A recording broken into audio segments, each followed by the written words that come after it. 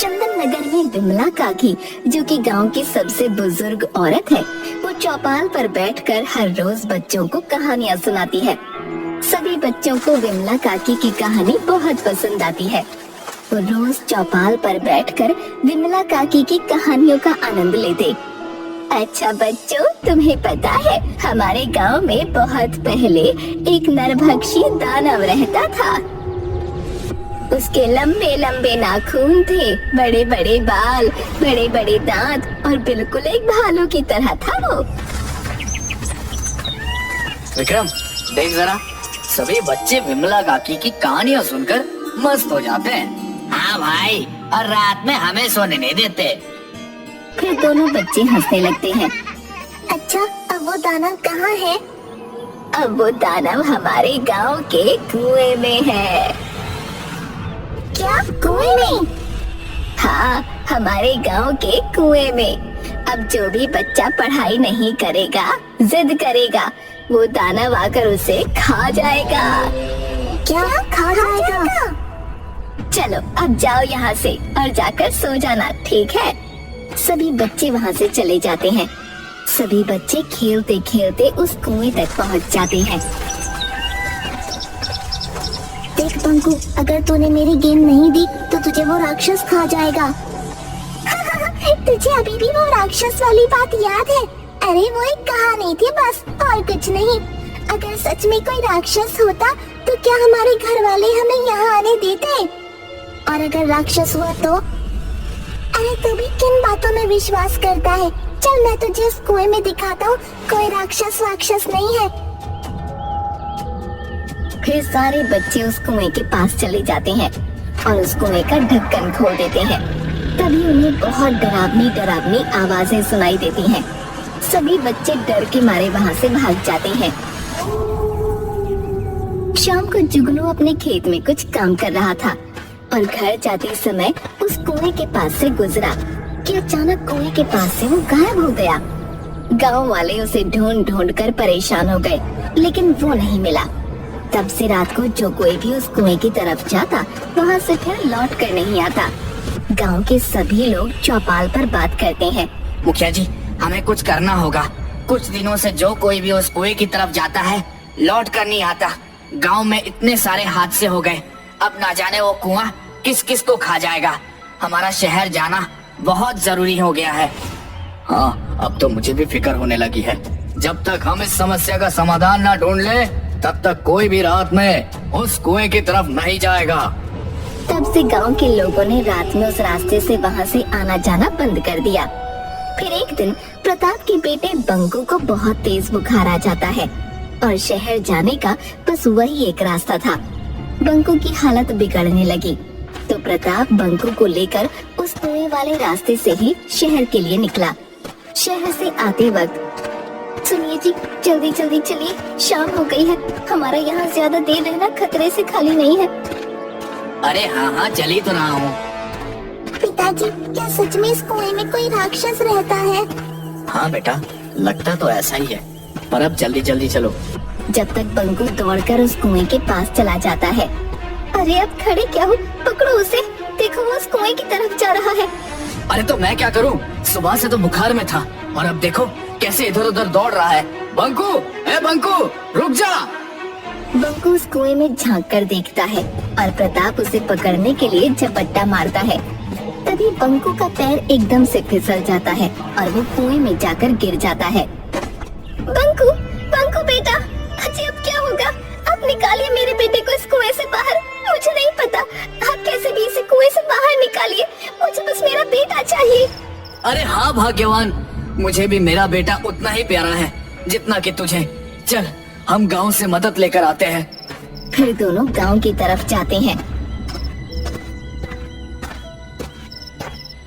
गांव वाले उर्मिला को रोते देख इकट्ठा हो जाते हैं। अरे क्या हुआ भाभी, आप रो क्यों रही हो? और प्रताप भैया, आप भी बहुत घबराए हुए लग रहे हो। अरे भाई चलो, जल्दी हमारी मदद करो। वो बंकू उस कुएं में गिर गया है। सभी लोग बहुत ज्यादा हैरान हो जाते हैं। क्या? बंकू कुएं में गिर गया? भगवान, अब क्या होगा? हाँ चलिए, आप सभी चलिए और मेरे बेटे बंकू को उस कुएं से बाहर निकलवाने में हमारी मदद कीजिए। नहीं नहीं बेटी, इस वक्त तो कोई भी गांव वाला तुम्हारी मदद नहीं कर सकता। तुम्हें पता है ना कि उस कुएं के पास रात को कोई नहीं जाता है। तो ठीक है, मैं खुद ही बंकू को बचाने जाऊंगी। अरे प्रताप भैया, आप रोकिए ना उर्मिला भाभी को। आपको पता है ना, उस कुएं की तरफ रात को जाना खतरे से खाली नहीं होगा। अगर वो कुआं इन्हें भी खा गया तो? और वैसे भी हमें थोड़ी समझदारी से काम लेना होगा। क्या आप यही चाहते हो कि आपकी उर्मिला भाभी को भी खा दे? मेरा उर्मिला के सिवा इस दुनिया में और कोई नहीं है। मैं उर्मिला को उस कुएं की चंगुल में फंसने के लिए नहीं भेजूंगा, और अपने बेटे को बचाने के लिए मैं खुद ही उस कुएं में जाऊंगा। प्रताप उस कुएं की तरफ जाने लगता है। रुक जा बेटा, जितना प्यारा बंकू तुम दोनों को है उतना हमें भी। पर अगर तुम दोनों भी उस कुएं की तरफ गए और भगवान न करे तुम्हें कुछ हो गया तो फिक्र मत करो बेटा, भगवान कुछ रास्ता जरूर दिखाएंगे, बस तुम थोड़ा सब्र करो। फिर उर्मिला गांव के शिव गौरी मंदिर में जाने लगती है। सभी गांव वाले भी उसके पीछे पीछे हो लेते हैं और बंकू की सलामती की सब प्रार्थना करते हैं। दूसरी तरफ बंकू, जो कि उस कुएं में गिर गया था, लेकिन किस्मत से उस दिन पूर्णिमा थी और वो राक्षस गहरी नींद में सोया था। अरे, कुएं में किसी के खर्राटों की आवाज आ रही है। वो आगे चलकर देखता है। उसे एक दानव सोया हुआ दिखता है। अरे बाप रे, इतना भयानक दानव! कहीं ऐसा तो नहीं कि विमला काकी की कहानियों में जो नरभक्षी दानव था ये वही हो? मतलब विमला काकी की कहानियाँ सच थी। अगर ऐसा है तो ये दानव तो मुझे कच्चा चबा जाएगा। मुझे जल्दी यहाँ से बाहर निकलना होगा, पर निकलूं कैसे? यहाँ से बाहर निकलने का रास्ता कहाँ होगा? बंकू उस राक्षस को देखकर बहुत घबरा गया था। मुझे माँ और पिताजी की बात मान लेनी थी। माँ और पिताजी बाहर जाने किस हाल में होंगे, और ये कुआं इतना गहरा है कि चढ़कर निकलना नामुमकिन है। मुझे कोई रास्ता दिखाओ भगवान। वो आसपास बाहर जाने का रास्ता देखता है। तभी उसे एक अजीब सा निशान दिखता है। वो उस निशान को छूता है कि तभी अचानक एक पतली सी सुरंग का रास्ता खुल जाता है और उसे वहाँ पर और भी इंसान दिखाई देते हैं जो कि अधमरी हालत में थे। आज कितने दिनों बाद मुझे किसी इंसान की खुशबू आ रही है। तभी आहट सुनकर बंकू कहीं छुप जाता है। अरे बाप रे, अब मैं यहाँ से बाहर कैसे निकलूंगा? अरे वो पिशाच, वो यहाँ से कहाँ गया? तभी उसके पीछे से गुर्राने की आवाज आती है। हे भगवान, मेरी रक्षा करना। और पलटकर देखता है तो उसके सामने वो नरभक्षी दानव खड़ा होता है। आज तो मुझे एक और शिकार मिल गया। अब मैं जल्दी श्राप से मुक्त हो जाऊंगा। और वो दानव जैसे ही बंकू को हाथ लगाता है वैसे ही बंकू बचकर भाग जाता है। अरे ये क्या हुआ? कहाँ गया वो? फिर दानव उसकी खुशबू सूंघकर उसकी तरफ बढ़ने लगता है, पर बंकू पास पड़े हुए कीचड़ को अपने ऊपर लगा लेता है ताकि दानव को उसकी बू न आए, और फिर सुरंग के एक कोने में जाकर छुप जाता है। फिर सुरंग में फंसे हुए लोगों से पूछता है, अरे काका, आप यहाँ सब कब से कैद हैं और इस दानव ने आपको खाया नहीं? अरे बेटा, अगर ये दानव मुझे खा लेता तो मुझे तड़पना नहीं पड़ता, पर जब से इस दानव ने मुझे कैद किया है तब से मैं रोज रोज मर रहा हूँ। ये दानव थोड़ी थोड़ी करके हर रोज हमारी जान खींच लेता है। ये तो बिल्कुल विमला काकी की कहानियों जैसा ही है। बेटा, तुम यहाँ से निकलने का जल्दी ही रास्ता ढूंढ लो, नहीं तो ये दानव तुम्हें भी तड़पा तड़पा कर मार डालेगा। नहीं काका, मैं आप सबको ऐसे छोड़कर अकेला नहीं जाऊंगा। दूसरी तरफ उर्मिला और गांव के सभी लोग मंदिर में बंकू की सलामती के लिए प्रार्थना करते हैं। हे भगवान, मेरा विश्वास है आपके रहते वो राक्षस मेरे बेटे का बाल भी बांका नहीं कर पाएगा। तभी वहाँ एक अघोरी साधु आ जाता है। तुम सब मारे जाओगे, तुम में से कोई भी जिंदा नहीं बचेगा। सभी गांव वाले उस अघोरी की बात सुनकर दंग हो जाते हैं। आप कौन हो बाबा? और आपको पहले इस गांव में हमने तो कभी नहीं देखा, और आप ऐसे क्यों बोल रहे हो? इस गांव पर बहुत बड़ा खतरा मंडरा रहा है और तुम में से कोई भी जिंदा नहीं बचेगा, कोई भी नहीं। बाबा, आप बड़े पहुँचे हुए लगते हैं। कृपया आप मुझे बताएं, मेरा बेटा पंकु सही सलामत है ना? ऊपर वाले के मर्जी के बिना कुछ नहीं होता। तुम्हारा बेटा उसी राक्षस की कैद में है। वो राक्षस किसी को भी जिंदा नहीं छोड़ेगा। क्या? पर वो राक्षस हमारे गांव में कैसे आया? और हाँ, वो सबको क्यों मारना चाहता है?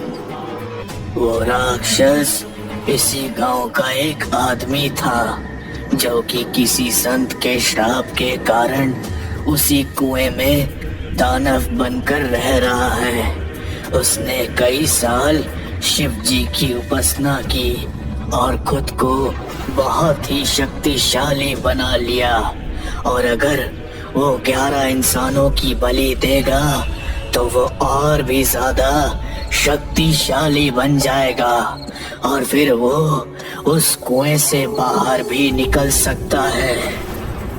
क्या क्या? पर बाबा, उसे मारने का कोई तो तरीका होगा ना? तरीका तो है विमला बहन। आप अभी उस राक्षस को मारने का तरीका इन गांव वालों को बताइए। आप विमला काकी को जानते हैं? हाँ बेटा, ये बहुत ही जाने माने अघोरी है। पर जब से उन साधु ने उस आदमी को श्राप दिया था, तब से हमारे गांव में कोई भी संत और साधु नहीं आया। पर कौन था वो आदमी, और उसे ये श्राप क्यों मिला? वो आदमी इस अभागन का बेटा था। उसने एक साधु की गाय को मार के उसका मांस खाया था। तब से उस साधु ने उसे श्राप देकर उस कुएं में बंद कर दिया था। दूसरी तरफ बंकू वहाँ से बाहर निकलने का रास्ता ढूंढने लगता है। तभी अचानक उसके सामने वो दानव आ जाता है। तो तू यहाँ पर छुपा हुआ है चूहे? तूने मुझे बहुत भड़काया है। अब मैं तुझे कच्चा चबा जाऊंगा। दानव बंकू को पकड़ने के लिए आगे बढ़ता है, पर बंकू बचकर फिर से निकल जाता है। दानव गुस्से से बंकू के पीछे पीछे बढ़ता है और बंकू उससे बचकर आगे निकल जाता है। दौड़ते दौड़ते बंकू एक पत्थर से ठोकर खाकर गिर जाता है। बंकू उस पत्थर को ध्यान से देखता है तो पत्थर के पीछे नागफनी दिखाई देती है। तब वो उस पत्थर को खोदने लगता है। अरे शिवलिंग, और ये भी इस कुएं के अंदर। ये महादेव, आप मेरी और यहाँ पर कैद बाकी सभी लोगों की रक्षा करना। तभी दानव वहाँ पहुँच जाता है और वो उसके मुंह से आग के गोले बरसाने लगता है। बंकू बचते बचाते उस चट्टान के पीछे जाकर छुप जाता है जहाँ पर वो दानव सोया हुआ था, और दानव के आग के गोले की वजह से वो चट्टान टूट जाती है। उस चट्टान में से एक त्रिशूल निकलता है। उस त्रिशूल को देखकर दानव डर जाता है। अरे, इस त्रिशूल को देखकर ये दानव डर क्यों रहा है? तभी दानव फिर से आग का गोला बंकू पर फेंकता है, पर बंकू खुद को बचाने के लिए उस त्रिशूल को आगे करके आंख बंद कर लेता है, और वो आग का गोला उस त्रिशूल से टकराकर उस दानव पर ही उल्टा पड़ जाता है। अरे, मतलब ये त्रिशूल मायावी है। इसका मतलब इस त्रिशूल से दानव भी मर सकता है। फिर बंकू उस त्रिशूल से दानव के ऊपर वार करता है। दानव दर्द से कराहने लगता है, पर वो मरता नहीं। अरे, ये दानव तो इस त्रिशूल से भी नहीं मरा। अरे हाँ, याद आया, विमला काकी ने एक बार उनकी कहानी में बताया था, अगर त्रिशूल से राक्षस की नाभि में वार करो तो वो मर जाएगा। फिर बंकू त्रिशूल निकालकर उस राक्षस की नाभि में वार करता है। वो राक्षस जोर जोर से कराहने लगता है और देखते ही देखते एक आदमी में बदल जाता है और कुएं में कैद सभी लोग ठीक हो जाते हैं। अरे, तुम इंसान कैसे बन गए? वो दानव बंकू को सारी बात बताता है और फिर उसे और कुएं में कैद सभी लोगों को बाहर निकालता है। अगले दिन गांव के सभी लोग उस कुएं के पास इकट्ठा हो जाते हैं। भूत भूत भूत। अरे कहाँ है भूत? अरे वो देखो, उस बरगद के पेड़ में कुछ हलचल हो रही है। ये वही भूत होगा जो इंसानों को मारना चाहता है। तभी वहाँ से बंकू और कुएं में कैद लोग और विमला काकी का बेटा बरगद के पेड़ से बाहर निकलते हैं। गांव के सभी लोग बहुत हैरान हो जाते हैं। फिर बंकू गांव वालों को सारी बातें बताता है। विमला काकी अपने बेटे को गले से लगा लेती हैं। बंकू, आज तूने मेरे खोए हुए बेटे को फिर से लौटा दिया। मैं तेरा धन्यवाद कैसे करूं? रोज रोज नई नई कहानियां सुनाकर। और फिर सब लोग हंसने लगते हैं। फिर उर्मिला भी बंकू को गले से लगाती है। बंकू गांव वालों को बताता है कि कुएं के अंदर एक बहुत ही सुंदर शिवलिंग है। अगर उस कुएं के नीचे सच में कोई शिवलिंग है तो क्यों ना हम उस शिवलिंग को बाहर स्थापित कर दें? अरे हाँ, बहुत ही अच्छा सुझाव है। हम आज ही इस शिवलिंग की स्थापना का काम शुरू कर देंगे और एक शिव मंदिर भी बनवाएंगे। वही उर्मिला अपने पति को सही सलामत देखकर महादेव और देवी माँ का धन्यवाद करती है।